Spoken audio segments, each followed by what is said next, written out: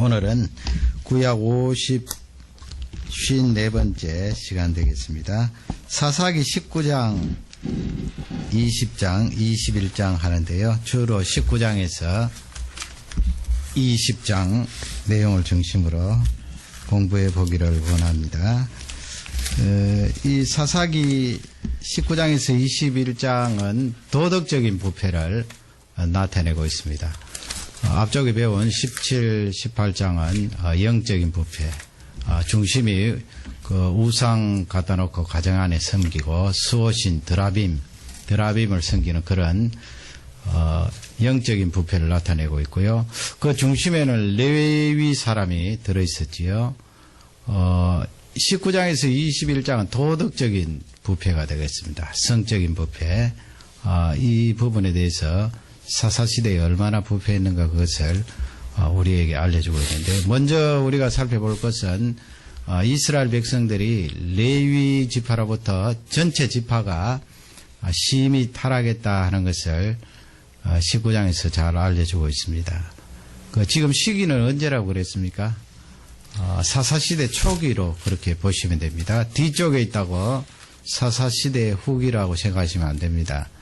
17장부터 21장은 사사시대 초반부다 하는 것을 잊지 마시고 성경을 보시기 바랍니다. 여호수아가 죽고 나서 얼마 되지도 않았는데 이렇게 심하게 부패된 것을 보면 우리 사람이 하나님 말씀 중심으로 살지 않으면 걷잡을 수 없이 부패할 수 있다 하는 것을 잘 알려주고 있습니다. 누구라도 마찬가지입니다. 한번 무너지면 걷잡을 수가 없어요. 성령 하나님께서 우리를 붙들어 주셔야 되고, 또 하나님의 말씀이 우리를 붙들지 않으면 감당할 수 없다 하는 내용이 되겠습니다. 그러면 19장 1절부터 쭉 살펴보면서 또 사진 보면서 그렇게 공부하도록 하겠습니다. 먼저 19장 1절을 다 같이 읽겠습니다. 이스라엘의 왕이 없을 때 에브라임 산지 구석에 우거하는 어떤 레위 사람이 유다 베들레헴에서 첩을 취하였더니, 거기 첫 구절만 봐도 이스라엘 백성들이 얼마나 부패했는가 하는 것을 알 수가 있는데요. 그 장소가 어디가 나옵니까? 에브라임 산지 장소 한번 보시기 바랍니다. 지금 이 지파별로 땅 분배해 놓은 그런 지도가 되겠는데요. 그 유다 지파가 땅이 상당히 크지요. 유다 지파가 있고요. 유다 지파 사해 옆쪽에 유다 지파. 그 다음에 유다 지파 내륙적으로 조금 이쪽에 있는 지파가 베냐민 지파입니다.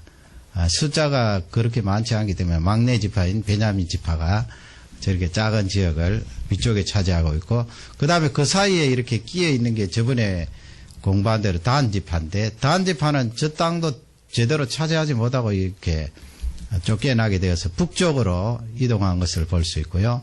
그 다음에 요셉의 두 번째 아들인 에브라임 지파가 저렇게 넓게 땅을 분배받았습니다. 그 가운데 이 산지가 있어요. 그 산지에 이제 우거하는 레위 사람이 되겠습니다. 에브라임 지파 사람이 아니고요. 레위 사람은 각 성읍에 그렇게 흩어져서 살았다고 그랬지요. 에브라임 산지 그림을 보세요. 이것도 지도인데요. 그 에브라임 산지에서 실로가 있고, 그 아래쪽에 보면은 라마가 있죠. 라마는 여러분 들어보셨습니까? 티벳 라마가 아니고요. 사무엘 고향이 저 라마가 되겠죠. 라마고, 그 아래쪽에 보면은 예루살렘이 있습니다. 그렇게 크게 확대해서 본 뒤에 그 다음에 에브라임 산지 그림. 저렇게 높은 산은 아니고요. 야산인데 저곳을 에브라임 산지라고 그렇게 성경에 기록되어 있습니다. 오늘날에도 뭐 그렇게 번창한 도시는 아니고요. 에브라임 산지 그렇게 기억에 넣으시고, 거기에 이제 레위 사람이 있었는데 첩이라는 말이 나오잖아요. 첩. 범부인도 아니고 그 성경 말씀에 허용하지도 않은 그 첩을 레위 사람이 두고 있었다 하는 것으로 봐서 영적으로 이스라엘 백성들을 이끌어 주어야 될 그 레위 사람들도 이렇게 첩을 삼고 있었다는 것을 알 수가 있습니다. 그리고 이 첩이 또 행음을 하다가 자기 친정으로 내려갔다고 그렇게 기록되어 있지요. 친정 장소는 어디입니까? 베들레헴 베들레헴 그렇게 되겠습니다. 그 다음에 2절을 읽겠습니다. 그 첩이 행음하고 남편을 떠나 유다 베들레헴 그 아비의 집에 돌아가서 거기서 넉 달의 날을 보내매. 예, 넉 달 동안 그렇게 남편 이제 만나기가 힘드니까 죄를 짓고 그 베들레헴 땅, 예수님 탄생하셨던 베들레헴 땅, 그 땅으로 이제 내려가서 친정에서 넉 달 동안 그렇게 기가하고 있으니까 레위 사람이 이제 내려갑니다. 그 아내를 데리고 오기 위해서 베들레헴 땅으로 내려가는데 그렇게 먼 지역은 아니에요. 아까 지도 본 대로 에브라임 산지하고 예루살렘 보셨는데 그 예루살렘 아래쪽에 있는 것이 바로 베들레헴인데 지도를 한번 보세요. 지도 보시면 사해 옆에 그 동그라미 5개 쭉 나란히 되어 있는 데 있죠. 그 아래쪽이 베들레헴이 있고 베들레헴하고 붙은 그 위쪽이 예루살렘이고 예루살렘 위쪽으로 이제 기브아가 있죠. 그 기브아는 오늘 19장 20장에 나오는 내용의 중심이 되겠습니다. 왜냐하면 베냐민 지파가 저쪽에 살았기 때문에 기브아 위쪽에 이제 라마가 있고 그리고 20장에 나오는 미스바가 그렇게 있습니다. 그 정도 지도를 보시면 되겠습니다. 3절을 우리 다 같이 읽겠습니다. 그 남편이 그 여자에게 다정히 말하고 그를 데려오고자 하여 하니 낙이 2피를 데리고 그에게로 가매 여자가 그를 인도하여 아비의 집에 들어가니 그 여자의 아비가 그를 보고 환영하니라. 예, 아비니까 장인어른이죠. 장인어른이 이제 환대를 했습니다. 그 남편이 내려와서 자기 딸을 데리고 간다고 하니까 얼마나 좋았겠어요. 이렇게 남편과 같이 살다가 내려와서 친정에 있으니까 상당히 힘들었을 텐데 레위 사람인 신랑이 내려와서 그 딸을 데리고 간다고 하니까 후에 환대를 했어요. 오늘 뭐 다 읽을 수는 없습니다만은 첫째 날, 둘째 날, 셋째 날에서 넷째 날까지 극전히 대접을 하고 5째 날도 이제 붙들어서 이 사위가 거기서 이제 베들레헴에서 가족들과 함께 음식을 들고 그렇게 지내는데 5째 날 오후에도 장인이 잡았습니다. 그러나 이 레위 사람이 아내와 또 하인과 나귀를 가지고 이제 출발을 하게 돼요. 그 출발하는 것이 북쪽으로 가야 되겠죠. 에브라임 산지니까. 그 예루살렘, 아까 지도 보시는 대로 예루살렘, 돌리지 말고 그대로 놔두세요. 지도면 지도. 예루살렘을 이제 지나쳐서 올라가게 되니까 예루살렘은 당시에는 여부스 족속이라는 족속이 살고 있었어요. 그리고 이스라엘 사람들이 살은 것이 아니고요. 원래는 쫓아내고 이스라엘 백성들이 살아야 되는데 가나안 원주민인 여부스 족속이 거기에 살고 있었는데 이 레위 사람 데리고 온 하인이 오늘 저기서 가서 자고 가십시다 그렇게 하니까 거기 하나님 백성들도 아닌데 묵을 수 없다 해서 그냥 지나쳐서 이제 올라가는 거예요. 성경에 그게 나와 있거든요. 만일에 이 레위 사람이 첩과 함께 그 여부스 족속이 사는 예루살렘에 들어갔더라면 이런 일이 나지 않았을 텐데 거기서 가까운 기브아 땅으로 이제 들어가게 된 거예요. 베냐민 족속이 살았던 땅이 되겠지요. 그 기브아에서 이제 이미 해는 지고 더 이상 이제 갈 수 없었어요. 원래는 레위 사람이 라마까지 올라가서 거기 유구하려고 그랬는데 기브아에서 이제 자게 되었어요. 저하는데 뭐 들어갈 집이 있습니까? 옛날에 지금도 그 베두인 족속들은 그 나그네가 지나가면 극전히 대접을 한다고 그랬어요. 저도 언젠가 한 몇 년 전에 필름을 본 것 같은데 그 천막 생활을 하면서도 나그네가 지나가면 그 사람들이 아주 극전히 환대를 하더라고요. 그 인심이 아직도 있는 거지요. 당시는 수천 년 전이니까 말할 나이도 없지요. 그 손님이 지나가면 반드시 극진하게 그렇게 대접하도록 되어 있는데 그림을 한번 보세요. 그림을 보시면 쭉 그 다음 그림 또 보시죠. 요거는 기브아죠. 앞쪽에는 기브아. 지금 레위 사람이 그 종과 아내와 함께 들어간 성읍 기브아입니다. 뭐 옛날 흔적이야 있겠습니까? 기브아. 그 다음 그림 그 다음 또 그림 보시고, 또 그 다음 그림. 예, 그 다음 됐습니다. 그 기부하에 이제 들어가서, 이 날은 어두워지고, 누가 초청을 해야 이제 그 집에 들어가서 하룻밤을 지내게 되는데, 이 베냐민 족속 사람들이 아무도 나그네를 보고 초대를 안 하는 거예요. 그거 어떻게 합니까? 마침 이제 지나가던 한 노인이 있었는데, 이 노인도 에브라임 산지에 살다가 이 기브아 쪽으로 와서 여기서 이제 우거하는 그런 노인이에요. 그 노인을 보고 이 레위 사람 일행을 집으로 초대해서 극진히 대접하잖아요. 극진히 대접하고 있는데 이제 문을 두드리면서 찾아온 불청객들이 있었어요.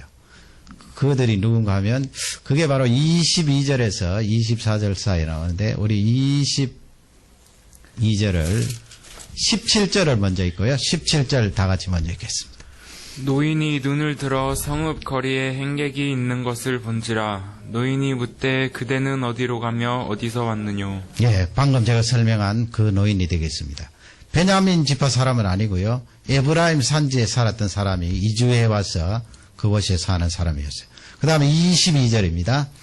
그들이 마음을 즐겁게 할 때에 그 성읍의 유리들이 그 집을 에워싸고 문을 두들기며 집 주인 노인에게 말하여 가로되 내 집에 들어온 사람을 끌어내라. 우리가 그를 상관하리라. 비류들은 누구를 가르치면 성경에 뭐 비류들 이렇게 옛날 번역이라서 요즘 번역 어떻게 되는지 모르겠습니다만 뭐 깡패라 그럴까요? 불안당들 그 법을 지키지 않고 자기 힘을 과시하면서 폭력을 행사하는 물론 베냐민 지파 소속의 사람들이겠죠. 저들과 상관하리라 이 말씀은 성적인 관계를 맺겠다는 말씀인데 원어에 보면은 찾아온 그 사람들이 남자들이에요. 남자들인데 이 사람들이 끌어내라고 한 그 대상이 누군가 하면 레위 사람이에요. 남자. 그래서 여기서 상관하리라 이 말씀은 동성연애를 말하는 거예요. 이것은 창세기 18장 19장에 나오는 무엇이면 그 내용하고 거의 흡사해요. 자유주의 신학자들은 이제 창세기에 나와 있는 그 내용을 본따서 그냥 삽입한 내용이다 그렇게 말하는데 그건 엉터리 말이고요. 베냐민 사람들 가운데 이렇게 동성연애를 하는 사람이 있어요. 그래서 그 소돔 고모라 성 안에서 롯의 집에 들어온 두 천사를 끌어내라고 말했던 소돔성 사람들과 똑같이 이 베냐민 사람들이 그 레위 사람 남자를 끌어내라고 말하는 거예요. 여러분, 이 미국은 완전히 그 법이 이제 적용된 것은 아닙니다만은 이 캐나다는 동성연애 차별금지법이 있어요. 차별금지법이라고 하니까 좀 어렵게 느껴질지 모르겠습니다만은 동성연애 하는 사람들이 차별을 받아서는 안 된다 이 말씀이죠. 안 된다. 그래서 차별을 하는 사람은 법적으로 구속을 하겠다 이 말이에요. 사실은 뭐 우리끼리 있으니까 이 말을 하는데 설교 중에 지금 여기서는 이 말을 할 수가 없어요. 제가 이 필름을 삭제해야 될지 어떻게 해야 될지 모르겠습니다만은 왜냐하면 이 캐나다는 동성연애 차별금지법이 적용이 된다고요. 그러니 이 세상이 어떻게 되겠어요? 북미에서 동성연애가 아주 강한 데가 샌프란시스코, 그 다음에 이 밴쿠버예요. 동성연애. 저들과 상관하리라. 하나님께서 가장 싫어하시는 거지요. 원래 하나님께서는 우리 사람을 만들 때 남자와 여자로 만들었잖아요. 이성이라 그러죠. 헤테로. 이성 간에 남자와 여자가 만나서 결혼하여서 또 거기에 자녀를 출산하고 이렇게 해서 하나님께서 주신 자연적 그 법칙을 계속 유지해 나가야 되는데 그래야 자손들이 생기고 또 그 자손들이 후손들을 낳고 해서 이 인류가 자꾸 생산을 하고 인구가 유지가 되는데 동성연애를 하면 어떻게 되는 거예요? 동성연애를 하면 자녀 출산이 안 되고요. 그건 하나님께서 정해놓으신 내추럴 로를 절대적으로 어기는 하나님을 정면으로 대항하는 그런 내용이에요. 그럼에도 불구하고 동성연애 차별금지법이 있기 때문에 교회 안에서도 설교를 못한다고요. 한국도 그 차별금지법 때문에 얼마 전까지만 해도 옥신각신했는데 아직은 통과되지 않았어요. 그러나 몇 년 안에 틀림없이 통과됩니다. 하나님께서 가장 싫어하시는 거예요. 그러나 우리 자녀들 이제 학교 가서 어떤 디스커션 할 때 그 부분 동성연애에 대해서 뭐 성경적인 입장 말하면 그 가만히 안 있거든요. 함부로 그렇게 이야기를 할 수 없어요. 이 사회에서는. 지금 베냐민 지파에 있던 그 깡패들이 레위 사람을 끄집어내어서 동성연애 죄를 짓고자 하는 거예요. 그러니 여호수아가 죽고 나서 얼마 되지도 않았는데 이런 일이 일어났으니까 그 이스라엘 백성들이 얼마나 타락했는가 하는 것을 우리에게 잘 알려주고 있어요. 레위 사람은 첩을 삼아서 또 하나님이 원하시는 그런 일도 아닌데 죄를 짓고 그 첩은 또 남편을 두고 행음을 하고 또 베냐민 사람들이 이렇게 손님으로 나그네로 있는 그 사람을 끄집어내서 동성연애의 죄를 저지르려고 하고 이스라엘 백성들이 이만큼 타락하고 부패했다는 것을 우리에게 알려주고 있습니다. 23절, 24절 연달아 읽겠습니다. 집주인이 그 사람이 그들에게로 나와서 이르되 아니라 내 형제들아 청하오니 악을 행치 말라. 이 사람이 내 집에 들었으니 이런 망령된 일을 행치 말라. 보라 여기 내 처녀 딸과 이 사람의 첩이 있은즉 내가 그들을 끌어내리니 너희가 그들을 욕보이든지 어찌하든지 임의로 하되 오직 이 사람에게는 이런 망령된 일을 행치 말라 하나. 아멘. 그 로시아 시대나 지금 이 사사기 시대나 그 근동에는 그 나그네가 지나가면 아까도 말씀드린 대로 천막이든 자기 집이든 모셔서 극진히 그렇게 대접하는 것이 일반적인 상식이고 또 그 모세오경 율법에도 그렇게 대접하도록 하셨잖아요. 그리고 그 손님이 만약에 원수라고 할지라도 아니 그 나그네를 이렇게 모셔서 이렇게 저렇게 이야기를 나눠보니까 사실은 원수예요. 그날 밤에 자기 집에 들어온 사람이 나그네가. 그래도 그 원수를 향해서 원수 갚지 말고 들어온 그 나그네는 자기 집에 있을 그 기간 동안 극진히 대접하는 것이 관례였어요. 그러니 롯이나 지금 본문에 나와 있는 이 노인이나 그렇게 하지 말라고 이제 그 바깥에 있는 깡패들에게 이야기를 하잖아요. 그 막아주는 거지요. 보호를 해주는 거지요. 그러나 워낙 바깥에서 뭐 거세게 밀고 나오니까 그 창세기에는 막 문을 부수고 들어오려고 하니까 이제 그때는 천사가 막았습니다만 이 노인은 이제 실험을 하는 거지요. 그 실험하는 내용 가운데 이제 자기 딸 처녀를 내주겠다.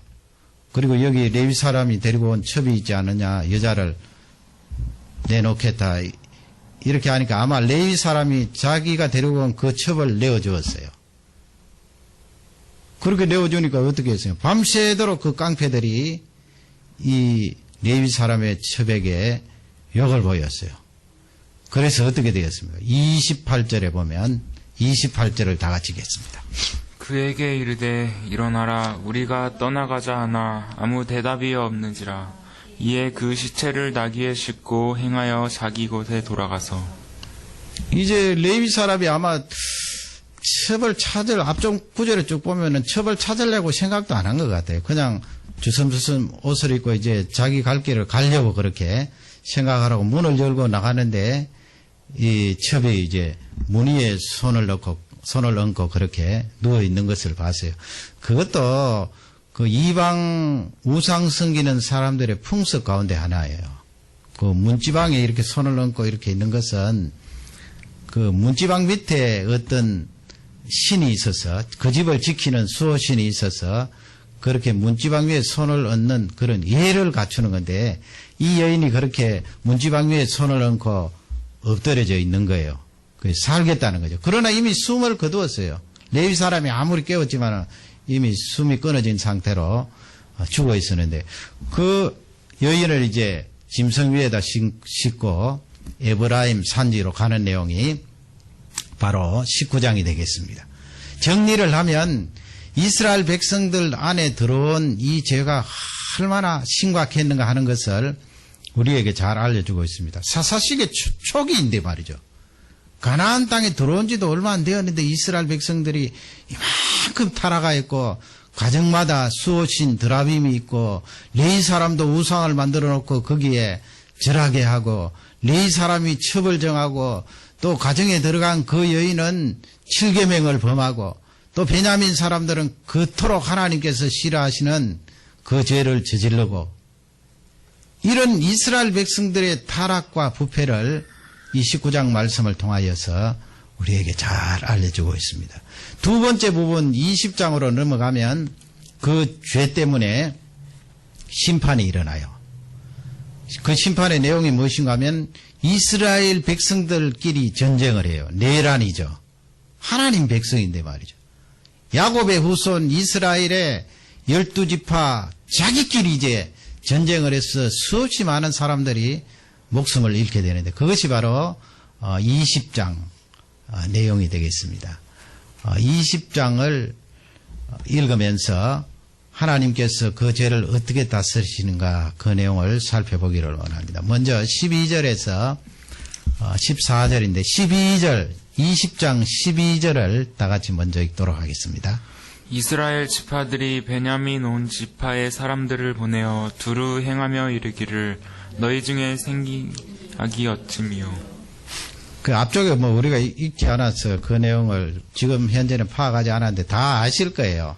이 레위 사람이 이제 그 여인의 시체를 자기 집까지 가지고 와서 그 뭐 잔인해서 다 이야기할 수는 없고요. 그 시체를 각 지역에 보내잖아요. 12지파니까 12지파에게 다 물론 베냐민 지파에게도 보내는 거예요. 보내야 이제 이스라엘 백성들이 그것을 다 알기 때문에 보내는데 총회로 모이잖아요. 결국은 11지파가 모이죠. 베냐민 지파는 빠졌어요. 그 모인 장소가 어딘가 하면 미스바예요. 미스바. 지도를 보시면 저 동그라미 제일 위쪽이 미스바가 되겠습니다. 그렇게 멀지는 않죠. 다 다닥다닥닥 그렇게 있는데 미스바가 유명하지 않아요. 사무엘상 6장 7장 사무엘이 그 이스라엘 백성들을 소집해서 회개하는 미스바 대성회. 미스바에서 이제 이스라엘 11지파가 모여서 의논을 해서 군사들을 모으는데 40만 명 모였어요. 40만 명 하면 엄청난 숫자죠. 그리고 이제 베냐민 지파를 징계하기 위해서 그들에게 통보를 하는데 그 통보한 내용이 바로 방금 읽은 12절이에요. 물론 처음부터 이스라엘 백성들이 베냐민 지파와 전쟁한 건 아니에요. 그 12절 내용도 보면은 이런 못된 짓을 한 그 깡패들을 우리에게 넘기라 그러잖아요. 우리가 그들을 징계하겠다. 그 베냐민 지파 사람들이 틀림없이 자기 족속 안에 그렇게 잘못한 일이 있으면 깡패들을 잡아서 넘기면 되는데 넘기면 해결이 되잖아요. 그런데 그렇게 하지 않았어요. 그게 바로 13절 14절인데 우리 13절 14절 연달아서 읽도록 하겠습니다. 그런즉 이제 기브아 사람 곧 그 비류를 우리에게 붙여서 우리로 죽여 이스라엘 중에 그를 제하여 버리게 하나 베냐민 자손이 그 형제 이스라엘 자손의 말을 듣지 아니하고 도리어 각 성읍에서 기브아에 모이고 나가서 이스라엘 자손과 싸우고자 하니 그 역사라는 것은 그 한순간 어떤 판단을 해서 좋은 쪽으로 쏠리면 많은 사람도 살릴 수 있고 그 문제가 해결되는데 지금 빗나가고 있는 거예요. 베냐민 지파가 왜 그걸 놓쳐버려요? 자기들 속에 있는 그 깡패들이 틀림없이 잘못했는데 그 잘못한 사실을 놓고 질책을 하고 그 다음에 총회에 넘기면 되잖아요. 11지파 사람들에게. 넘기면 이제 거기서 총회를 해서 그들을 신문하고 이제 재판을 하고 또 처단을 하면 되는데 베냐민 지파가 끄떡도 하지 않고 도리어 반기를 드는 거예요. 이런 내용들은 하나님께서 이스라엘 백성들을 향한 어떤 간섭이 있다고요. 간섭이라는 건 섭리고요. 그 섭리 속에는 죄를 그토록 싫어하시는 하나님께서 이스라엘 백성들 안에 있는 팽대한 그 죄들을 놓고 징계하시겠다는 거예요. 징계하시겠다는 섭리가 있기 때문에 베냐민 지파가 그렇게 반기를 든 거예요. 나중에 보면은 11지파는 40만 명인데 베냐민 지파는 몇 명이에요? 성경 읽어보시면 알 거예요. 26,700명이에요. 26,700명이면 얼마예요 도대체? 15분의 1도 안 되잖아요. 15분의 1도 안 되는 그런 숫자를 가지고 40만 명과 전쟁을 어떻게 해요? 그리고 그 대항하려고 하는 그 11지파는 다 자기 형들 지파 아니에요. 그럼에도 불구하고 이 베냐민 지파가 강력하게 저항을 하면서 이제 전쟁을 하게 되는데 그 속에 담겨진 내용은 하나님께서 징계하시는 거예요. 징계하시는데 베냐민 지파만 내리치는 것이 아니고요. 누구를 내리치는가? 먼저 이스라엘 11지파를 내리쳐요. 그 말씀으로 봐서 이스라엘 백성들 가운데 있는 죄가 베냐민 지파에게만 있는 것이 아니다라는 걸 알려줘요. 그 베냐민 지파 깡패들이 그렇게 한 것은 샘플에 불과한 것이고 나머지 지파들도 별 다른 바가 없다는 거예요. 여호수아가 죽고 불과 몇십 년밖에 지나지 않았는데 이런 엄청난 타락된 죄 속에 빠져 있다는 것을 우리에게 알려주고 있어요. 그 전쟁을 했죠. 어떻게 되었습니까? 그 11지파가 이제 하나님께 여쭈어봐요. 전쟁을 할까요 말까요? 하나님께서 하라고 그래요. 하라고 그런데도 실패한 전쟁은 성경에 몇 번 나오지 않아요. 여기서 사사기에서 나온다고요. 이스라엘 11지파 40만 명하고 저쪽 베냐민 지파 약 2만 6천 명하고 전쟁을 했는데 첫 번째 전쟁에서 이스라엘 쪽이 2만 2천 명 죽었다고요. 2만 2천 명. 2만 2천 명 하면 굉장히 많은 숫자잖아요. 2만 2천 명이 베냐민 지파에게 당했어요. 생명을 잃었어요. 그러니 큰일 났죠. 11지파 사람들이 막 울면서 하나님 앞에 기도했는데 두 번째도 하나님께서 전쟁하라 그랬어요. 두 번째 전쟁했는데 두 번째도 어떻게 됐을까요? 이스라엘 11지파가 졌어요. 몇 명 죽었을까요? 18,000명. 더합 4만 명이잖아요. 4만 명이 생명을 잃었어요. 틀림없이 베냐민 지파가 잘못하고 이스라엘 지파가 지금 징계하는 입장에서 옳은데도 불구하고 하나님께서 먼저 이스라엘 11지파가 전쟁에 패하게 하고 4만 명이 생명을 잃도록 하신 거예요. 그건 이스라엘 11지파도 비슷한 죄 속에 빠져 있다는 것을 말씀해 주고 있고요. 그런 죄에 빠져 있는 이스라엘 11지파를 치시는 거예요. 4만 명을 생명을 떠나게 하고 이스라엘 백성들이 회개토록 치시는 것을 볼 수 있습니다. 계속해서 기도를 하니까 마지막 세 번째는 베냐민 지파를 너희 손에 붙이겠다 해서 이제 40만 명 안 되지요. 4만 명 죽었으니까. 베냐민 지파와 세 번째 이제 전쟁을 하게 되는데 그 내용 결과가 이제 34절, 35절에 나와 있어요. 우리 34절을 다 같이 읽도록 하겠습니다. 온 이스라엘 사람 중에서 택한 사람 1만이 기브아에 이르러 침에 싸움이 심히 맹렬하나 베냐민 사람은 화가 자기에게 미친 줄을 알지 못하였더라. 이것도 이 여호수아에 나오는 내용하고 비슷해요. 아이성 전투 여러분 아시죠? 아이성 전투 실패하고 나서 그 다음에는 매복 작전 하잖아요. 그 이스라엘 군사가 아이성 정면에서 쫙 이렇게 공격하려고 하다가 아이성에서 막 몰고 쳐들어오니까 후퇴를 하잖아요. 도망가니까 아이성에 있던 그 아이성 군사들이 다 빠져나와서 이스라엘 따라가다가 뒤쪽에 매복한 이스라엘 백성들이 아이성을 점령하고 불을 질러서 포위를 해버리잖아요. 도망갔던 이스라엘이 돌아서고 아이성 안에 불 질렀던 이스라엘이 같이 합쳐서 중간에 있는 아이성 사람들을 다 전멸하게 되는데 지금 이 작전도 그래요. 그 이스라엘 11지파가 기브아 앞쪽에 가서 막 후퇴하는데 기브아에 있던 사람들이 다 옛날에는 뭐 몇천 년 전이니까 전쟁이 그렇게 어리석었어요. 뭐 눈앞에 보이는 것만 그렇게 보고 따라가니까 아이성 사람들처럼 이제 아이성이 빈 것처럼 기브아 성읍도 비니까 이스라엘 11지파가 들어가서 이제 거기에 불 지르고 포위를 해서 베냐민 지파 군인들 그때 죽은 숫자가 25,100명. 얼마나 여러분 성경이 정확해요. 그리고 그 베냐민 지파 남자들 가운데 600명 정도만 사막으로 도망가서 광야로 도망가서 그 사람들만 살았어요. 그 이스라엘 11지파가 아이고 여인이고 할 것 없이 다 몰살시켰어요. 얼마나 비참해요. 같은 혈육인데 말이죠. 같은 형제인데 그렇게 살육이 일어나고 나 11장으로 넘어가면 그러다가 한 지파가 없어지잖아요. 끝까지 600명까지 처단해 버리면 베냐민 지파가 사라지니까 야, 이것은 하나님이 원하시는 것이 아니다 해서 그 600명을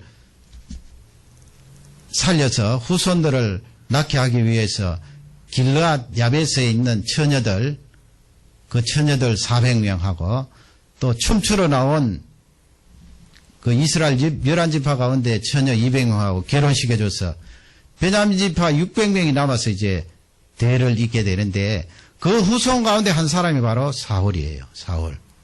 하나님께서 이스라엘의 첫 번째 임금으로 사울을 선택한 것도 가장 연약하고 부족한 그 베냐민 지파 가운데 한 사람을 뽑아서 이스라엘의 초대 왕으로 삼았던 것을 볼 수가 있습니다. 그러면 이렇게 하나님께서 섭리하셔서 내란이 일어나고 서로 죽이고 원망하고 이런 살상이 일어난 것은 근본 원인이 무엇입니까?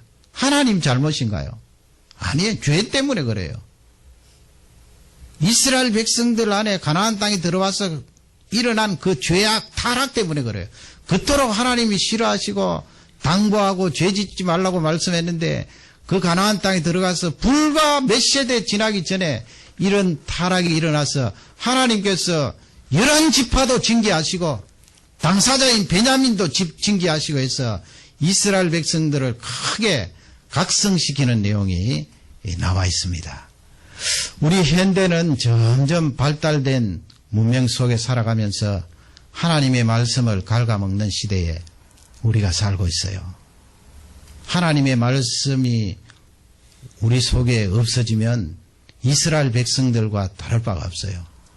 언제 어느 순간에 죄를 용인하고 죄를 짓다가 보면 하나님과는 점점 멀어지는데 이런 현대에 사는 우리들을 향하여서 더욱더 강력하게 말씀하고 계세요. 하나님 말씀 중심으로 살아라. 하나님 바라보고 살아라. 이 세상 죄악을 따라가지 마라. 그것이 오늘 우리에게 주신 중요한 맥락이 되겠습니다. 이 말씀이 우리 모든 가정의 축복이 되기를 주님의 이름으로 축원합니다. 다 같이